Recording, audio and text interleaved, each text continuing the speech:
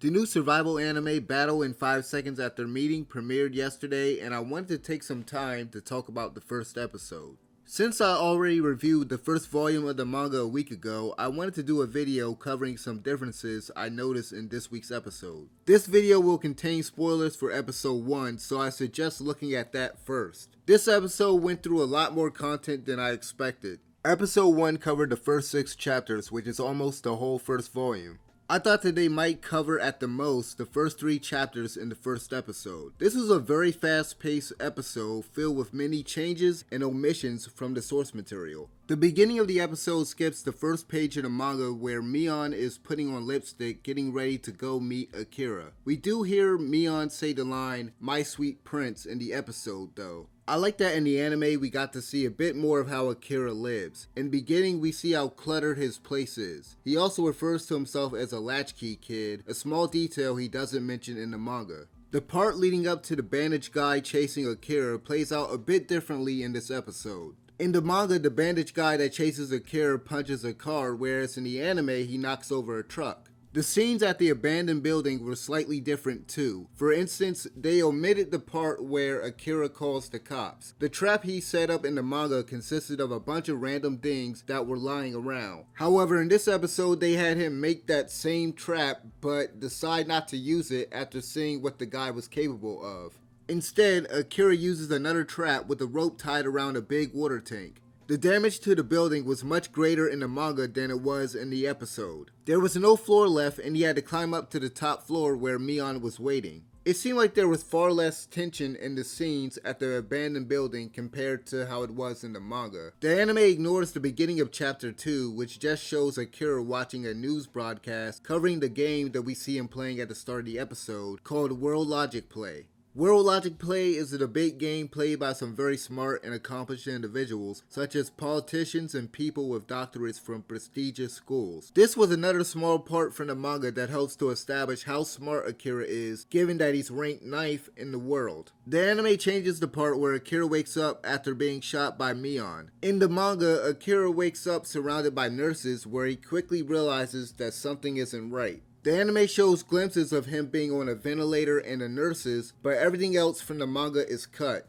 Instead of him waking up in what appears to be a hospital bed, he wakes up in a room with everyone else. In the manga, Akira was led through a room filled with strange masks before entering the room where everyone else was. There were a couple small changes during Mion's introduction scene. First, she didn't have a crystal ball in the manga. Also, the anime skips some dialogue between the man that Mion kills as well as a brief panel that shows how he was shot by someone prior to being taken. In the manga, the man gets angry at Mion and reaches out to attack her before she shoots him. I was glad to see that Mion's response to Shin asking why she killed the guy was worded a lot better than how it was in the manga translation that I read. In the manga translation that I read, it sounded very bad. It kind of reminded me of that horrible line from the Suicide Squad that Margot Robbie's Harley Quinn delivers. I noticed another small change from the source material after Yang tells everyone about the first program. The manga translation I read referred to Yang as Yan. Yang leads everyone to their rooms instead of a group of men like in the manga. A couple of these men are shown at the end of the episode leading Akira and Yuri.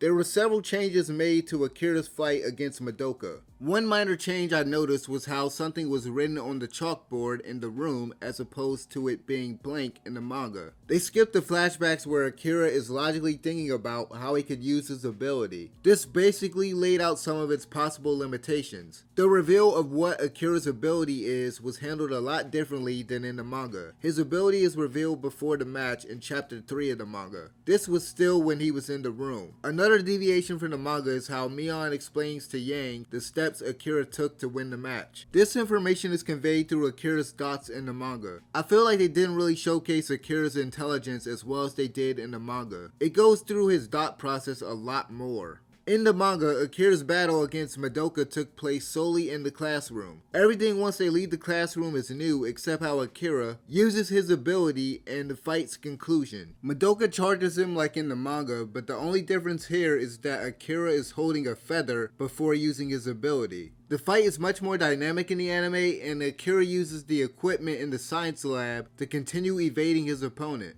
This episode excludes the part where the doctor comes in to examine Akira and Madoka after the match. In the manga, Akira thanks Madoka for the match before leaving the room. Also, going back to the scene where Mion and Yang are reacting to the match, the anime cuts some of Yang's thoughts about Mion's fascination with Akira. Yang thinks about how Mion has a habit of getting heavily invested in one of their subjects, only for them to be killed in the end. The episode ends with Akira and Yuri passing each other in the hallway, which wasn't in the manga. Before I close this video out, I want to quickly talk about the presentation. The animation studio behind this series was really creative in how they presented certain elements, such as the countdown motif or the battle start splash screens. It's executed with so much style and personality. Although we didn't get to see much of Akira's thought process during his duel against Madoka, we do sort of get to see the gears turning in his head in a couple of scenes. I love how his thought process is shown visually during the scene where Akira is riding the bike to lead the bandaged guy to the abandoned building, and again when he's in the room thinking about his current situation. I love the art in this and how the characters and certain objects sometimes have a sort of dark reddish outline. The classroom environment the first part of the fight takes in looks beautiful and vibrant. In general, the animation and the backgrounds look good so far. While the opening and ending sequences are nothing impressive in terms of its animation, I do like the songs that accompany the visuals. The images of the characters that are shown at the start of the ending sequence